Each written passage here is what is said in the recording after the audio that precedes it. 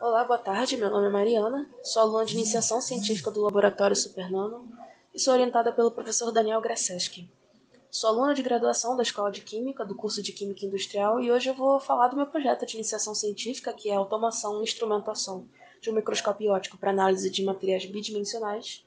Mas antes de falar do meu projeto, eu acho que seria interessante falar um pouco do material que vai ser analisado. Então, aqui temos o grafeno, que é a monocamada plana do grafite, e é compactada em uma rede de colmeia. É o bloco de construção básico de qualquer material da família do grafite, independente da quantidade de dimensões que ele possa apresentar. Grafite é o estilete do lápis, grafeno é sua monocamada. Temos também os TMDs, que são compostos de um metal de transição emparelhado com calcogênio e uma estrutura lamelar parecida com a do grafeno. Então, alguns metais de transição típicos são molibdênio, tungstênio, enquanto que os calcogênios são, em geral, o enxofre e o selênio.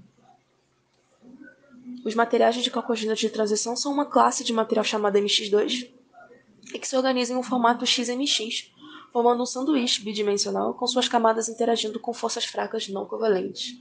Na imagem temos uma esquematização de como esse agrupamento de átomos se posiciona, e vale ressaltar que todas as características distintas que os materiais bidimensionais exibem dependem diretamente da sua quantidade de camadas. Então, esses são os materiais bidimensionais. Vamos falar um pouco da sua caracterização. Num primeiro momento, usa-se microscopia óptica para análise desses materiais, porque podemos ver a quantidade de camadas e o tamanho das folhas que se formam, tudo por contraste.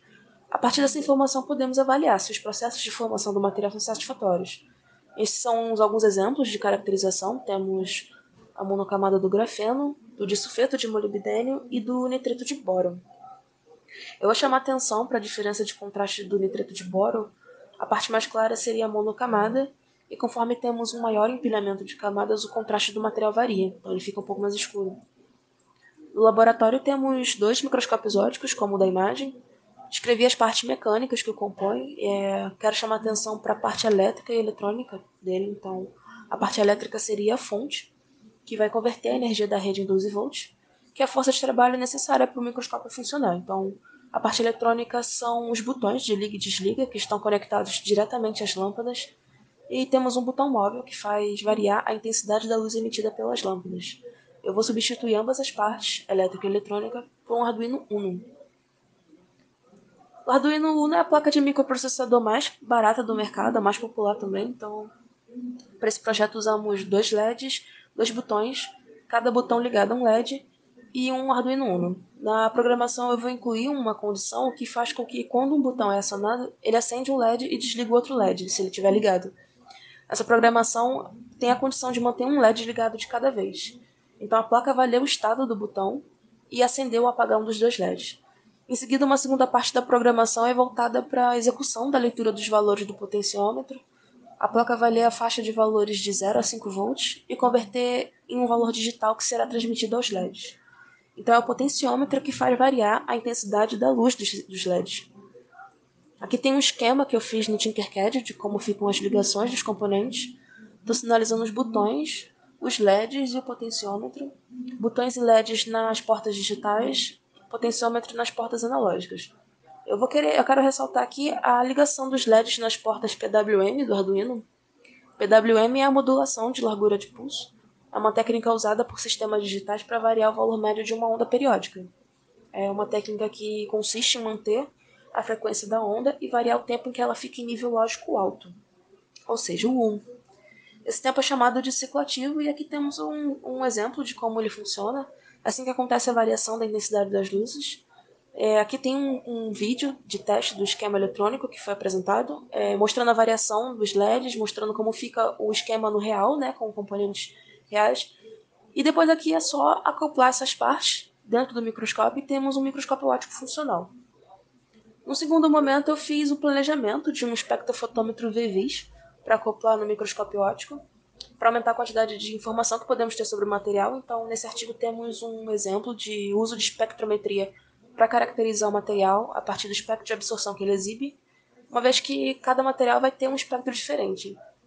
O espectrofotômetro vai corroborar os resultados da caracterização com o microscópio sobre a quantidade de camadas, e aumentando o número de camadas, as interações de Van der Waals entre as camadas alteram o comportamento dos elétrons do material e consequente a sua absorção de luz. E aí em casa eu fiz um modelo retangular com uma câmera como detector de espectro e uma grade de difração posicionada à frente da câmera e uma angulação de 30 graus, mais ou menos, para a decomposição da luz refletida. A caixa foi feita com materiais que eu tinha disponível em casa, como papelão, tinta preta, cola quente, lâminas de estilete. E esse aqui são os resultados da análise da luz incidente com o protótipo que eu montei. É um resultado satisfatório, como podemos ver.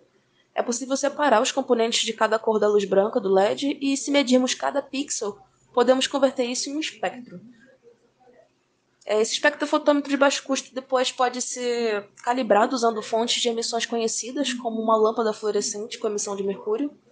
Esse aqui é o espectro do mercúrio e esses são os picos característicos do mercúrio. A partir deles, podemos fazer a calibração do espectrofotômetro de baixo custo que eu montei. Então, como perspectiva futura, temos a possibilidade de imprimir as partes do espectrofotômetro com uma impressora 3D. Esse é um desenho feito no Tinkercad também, de um protótipo de caixa, e parte para trazer o projeto do espectrofotômetro para o real e acoplá-lo no microscópio. Então, pensamos também sobre a automatização da mesa de análise com esse design, que é um design público, open source, que tem todos os desenhos feitos no CAD e só precisa ser impresso e acoplado no microscópio junto com um motor de passo que temos no inventário do laboratório. Por fim, conseguimos um projeto de baixo custo para o conserto e incrementação de um microscópio, e com essas mudanças podemos otimizar o tempo de análise das amostras e obter mais informações sobre elas. Esse é um projeto de baixo custo que rendeu bons resultados. Então é isso. Obrigada pelo seu tempo. Aqui está o meu contato e o site do laboratório.